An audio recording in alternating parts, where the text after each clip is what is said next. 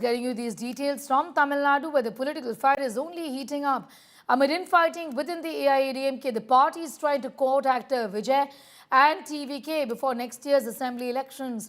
Former Tamil Nadu minister and AIADMK leader Rajendra Balaji has called on him to join hands with his party in the battle to defeat the DMK. He said that a united opposition is key to removing the DMK-led government in the state. AIADMK has also claimed that if the actor-turned-Neta contests without its support, it won't even get pass mark in the elections. The Tamil Nadu speaker, on the other hand, has said that Vijay speaks at rallies like he does in Assams and should use the word honorable when he addresses Prime Minister, Home Minister or the Chief Minister. Remember, TVK, which will make its political debut at next year's assembly elections in Tamil Nadu, has ruled out an alliance with the DMK, AIADMK or the BJP. Vijay has said BJP is his ideological enemy, DMK is its only political enemy here. ஒரு பாரத பிரதமரோ உள்துறை அமைச்சரையோ முதலமைச்சரையோ பேசும்போது கண்ணிய குறைவான வார்த்தைகளை பயன்படுத்துவதை தவிர்க்கணும். மாண்புமிகு முதலமைச்சர் அவர்கள் தான் சொல்லுவாங்க, மாண்புமிகு பாரத பிரதமர் தான் சொல்லுவாங்க, மாண்புமிகு உள்துறை அமைச்சர்கள் தான் சொல்லணுமே தவிர அவங்கள அவருடைய பெயரை சொல்லி அழைக்கக்கூடிய இந்த சினிமால பேசுற மாதிரி டயலாக் எல்லாம் பண்றத மக்கள் விரும்பல. ஏன் இப்படி சிறுபிள்ளைத்தனமா பேசுறாங்க, ஏன் இவ்வளவு புரியாம பேசுறாங்கன்னா இந்தியாவிலேயே முதலாட்டு 25 லட்சம் பம்பு செட் விவசாயிகளுக்கு கட்டணம் இல்லாத மின் இணைப்பு கொடுத்து இந்த அரசு பொறுப்பேற்று ஏற்கனவே 2.5 லட்சம் பேர்களுக்கு நிச்சயமாக அவர் பாஸ்மார்க் வாங்க வேண்டும் என்று சொன்னால் எடப்பாடியார் தலைமையில் உள்ள புரட்சித்தில் எம்ஜிஆர் ஆரம்பித்த புரட்சித்தில் அம்மா வழிநடத்திய எடப்பாடியார் வழிநடத்தி கொண்டிருக்கின்ற அண்ணா திராவிட முன்னேற்ற கழகத்தோடு கூட்டணி வைத்தால் ஒழிய விஜயனுடைய அரசியல் இந்த தேர்தலோடு திமுக முடித்துவிடும்.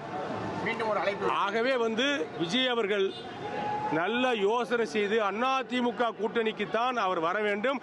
அவர் திமுகவை முழுமையாக எதிர்ப்பது உண்மையாக இருந்தால், திமுக ஆட்சியை தூக்கி எறிவேன் என்று அவர் சொல்வது உண்மையாக இருந்தால், திராவிட முன்னேற்ற கழகத்துடைய ஆட்சியை தமிழக அரசியலிருந்து விரட்டுவேன் அகற்றுவேன் என்று சொல்வது உண்மையாக இருந்தால் அவர் அண்ணா திமுகவுடைய கூட்டணியைத்தான் நாடி வர வேண்டும். அண்ணா திமுக கூட்டணியில் அங்க வைப்பதுதான் அவருக்கு சரியான ஆலோசனை, சரியான முடிவு. அதை தாண்டி தனித்து களம் இறங்குவோம் என்று சொல்வது திமுகவுக்கு அவர் வலு சேர்க்கின்ற விதமாகத்தான் அவரது நடவடிக்கையை தமிழ்நாட்டு மக்கள் பார்ப்பார்கள். அந்த நேரத்தில் மக்கள் எடுக்கின்ற முடிவு. அது மட்டுமல்ல, திரு விஜயன் அவர்களுக்கு இன்னைக்கு பிராமின் சமுதாயத்தின் மீது ஏதோ ஒரு கோபம் இருக்கு. அதை நல்லா ஆழ்ந்து பார்க்கும் பொழுது அந்த கோபத்தை தொடர்ச்சியாக அதை காட்டிக் கொண்டிருக்கின்றார்கள்.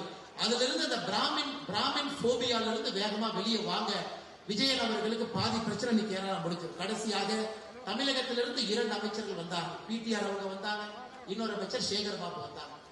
இவர்கள் இருவருக்கும் தலைவர் யாருன்னா பெரியார். திராவிட சித்தாந்தத்திற்கு பெரியார் தலைவர்.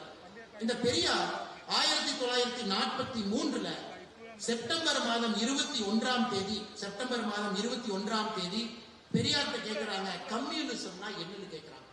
அதற்கு பெரியார் அவர்கள் சொல்றாரு, திருச்சியில கம்யூனிசம்னா இனிப்பு கலந்திருக்கக்கூடிய கசப்பு மாத்திரை என்று சொல்லுகிறார். Communism is nothing but a sugar coated poison pill. ஒரு இனிப்பு கலந்திருக்கக்கூடிய ஒரு பாய்சன் தான் கம்யூனிஸ்ட். இன்னைக்கு அந்த கம்யூனிஸ்ட் நடத்தக்கூடிய மாநாட்டுக்கு அந்த பெரியார் அவருடைய சித்தாந்தத்தின் வழித்தோன்றலாக வந்திருக்கக்கூடிய கட்சியிலிருந்து 2 பேர் இங்க வந்ததே 5 ஏக்கர் ஆட்டை போல தான் வந்தாங்க. வேற எதுக்கு அவங்க வரல. அங்க 1,25,000 ஏக்கர்